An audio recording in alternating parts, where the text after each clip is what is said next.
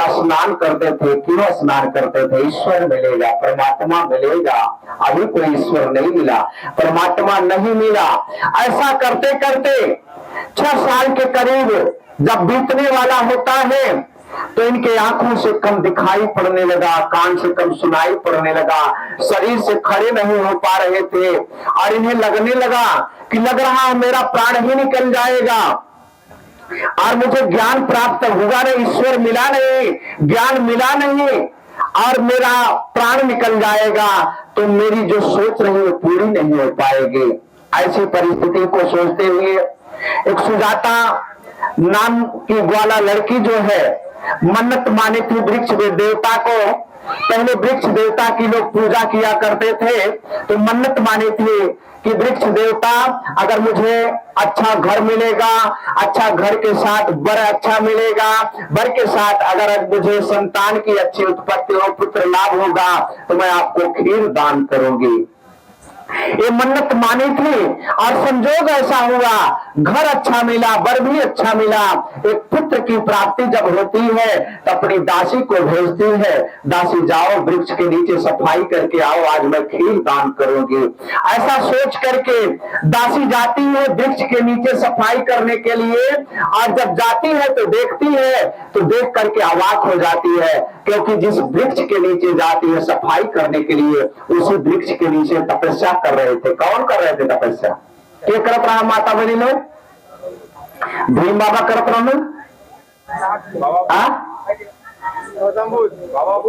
क्यों? माता बहनी लोग ना बताया था क्या करत रहा पूजा? अब हम बताओ था सिद्धार्थ गौतम के रूप में जो बाद में बुद्ध बने। तो सिद्धार्थ गौतम माता महामाया के कोख से पैदा बने कर मतलब आप लोग बैठल ध्यानमा मजबूरी में बैठल हुआ था कि देखे भैया बुला देना, भैया लोग बाबू लोग बुला देना, चला ना बतिया सुनबा कहीं है कि देखा बोले सुना लेता, मजबूरी समझो का तो मजबूरी में समझा बैठल हुआ शरीरिया बैठल हुआ तो मनो के नहीं बैठा ला थोड़ी समय तक ले। पहले कहा ए बाबू लड़का कहा ये दादी उठे कहानी कहा तो कहा दादी कहानी शुरू करें। ये बाबू उठे राजा रहा है तो लड़का कहा हो तो क्या है, ये बाबू उठे रानी रहा तो लड़का कहा हो तो बड़ा गरीब रहा, राजा रहा रानी रहा गरीब रहा। कहानी तो बड़ा भरी बात है तो कम से कम अपने पूर्वजन की कहानी सुना थोड़ा सा ध्यान पूर्वक। तो माताओं बहनों सिद्धार्थ गौतम उसी वृक्ष के नीचे तपस्या कर रहे थे जिस वृक्ष के नीचे सुजाता भेजी थी अपनी पूर्या नाम की दासी को सफाई करने के लिए। दासी जाकर देखती है तो अवाक हो जाती है, पहले डरती है कि ये कोई जो है अचरज कोई शक्ति तो नहीं है। फिर बाद में उसे समझ में आता है कि वृक्ष देवता साक्षात प्रकट हो गए हैं। ऐसा सोच करके अपनी मालकिन से जाके सफाई तो करती है, अगर बगल सफाई करती है कुछ बोलती नहीं है और सफाई करके जाती है तो अपनी मालकिन से कहती है मालकिन वृक्ष देवता साक्षात प्रकट हो गए हैं। तो माताओं बहनों वह जो है सुजाता जो लड़की थी वह सेठ की लड़की थी और वह खीर तैयार करके फिर आते हैं गाजा बाजा के साथ, यानी कि मन्नत पूरी करने के लिए, खीर दान करने के लिए। तो आते हैं तो कुछ बीड़ा वादक लोग बीड़ा बजाते हुए आ रहे थे तो बीड़ा के तार से आवाज निकल रही थी कि बीड़ा के तार को इतना तान दीजिए कि वह टूट जाए और न इतना ढीला रखिए कि उससे आवाज ना निकले। तो सिद्धार्थ गौतम मन ही मन सोचने लगे मैंने तो अति कर दिया, हमें भी मध्यम मार्ग अपनाना चाहिए। तो मन ही मन सोचते हैं सिद्धार्थ गौतम की बहु सुख भोगी तपो पुनितापा, लाभ न भोग न जोग न जापा, अति न निवारी चलो विच होई, साधु तो सिद्ध न है शुभ सोई। यानी कि सिद्धार्थ गौतम के पिताजी को जब आभास हुआ कि मेरा बेटा सन्यासी बनेगा तो सन्यासी ना बने इसके लिए राजा शुद्धोधन ने, सिद्धार्थ गौतम के पिता का नाम था राजा शुद्धोधन, राजा शुद्धोधन ने सिद्धार्थ गौतम के लिए 3 महल बनाया था। गर्मी का महल अलग था, ठंडी का महल अलग था, बरसात का महल अलग था और सुंदर स्त्री से शादी किया। और हजारों हजार दास दासी सेवक सेविका लगा दिए कि मेरे बेटे को किसी भी तरह से कोई तकलीफ ना हो जिससे घर द्वार छोड़कर जाए। लेकिन सिद्धार्थ गौतम समाज का संसार का दुख देखकर इनका हृदय द्रवित हुआ, इनके दिल में करुणा जागी, दया जागी और संसार के हित के लिए इन्होंने गृह त्याग कर ही दिया। तो ये मन मन सोचने लगे कि पहले मैंने बड़ा सुख होगा, फिर तप में अपने को जला दिया, तो ये दोनों रास्ता ठीक नहीं है। ना बहुत ज्यादा सुख भोगी बनना चाहिए और ना बहुत ज्यादा अपने को तपाना चाहिए, मध्यम मार्ग का रास्ता अपनाना चाहिए। फिर वही खीर ग्रहण करने के बाद हल्का फुल्का भोजन लेने लगते हैं। फिर ईश्वर की आस छोड़ करके ज्ञान ढूंढा और अपने ज्ञान के माध्यम से, ज्ञान जब हुआ तो अपने ज्ञान के माध्यम से भंगी और राजा को एक घाट पर पानी पिलाने का काम किया और भगवान बुद्ध ने बहुत उत्तम उत्तम मार्ग दिया। तो माताओं बहनों, ऐसे तथागत बुद्ध को बाबा साहब डॉक्टर भीमराव अम्बेडकर ने अपना गुरु माना। तो भगवान बुद्ध बताते हैं कि मैं विशेष करके माताओं बहनों से पूछना चाहता हूं कि भगवान बुद्ध ने कहा कि एक श्रेष्ठ मनुष्य के पास 7 तरह का धन होता है और 5 बल होता है। 5 बल महिलाओं के पास होता है। माता बहनी लोग, अपन कौन बल बताइए तारे लोग?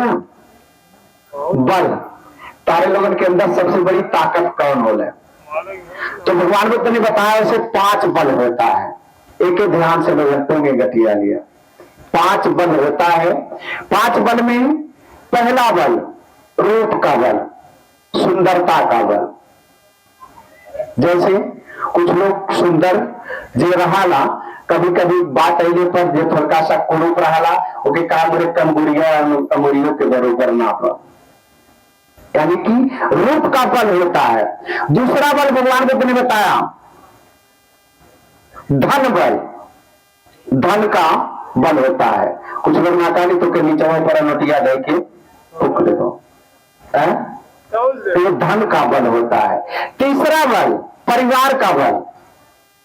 परिवार जिसके बाद थोड़ा सा परिवार ज्यादा बात है तो ना कहने की आगे गंगा पे मोरा घरा भारी बा, ये बात आवले कि ना आवले? तो परिवार का बल। चौथा बल भगवान बुद्ध ने बताया पुत्र बल। जेकरे दो चार के लड़का रहे ना कहने गुस्सा जी है तो का कह दे दूसरे के कैसे कैसे वो ललकार आला।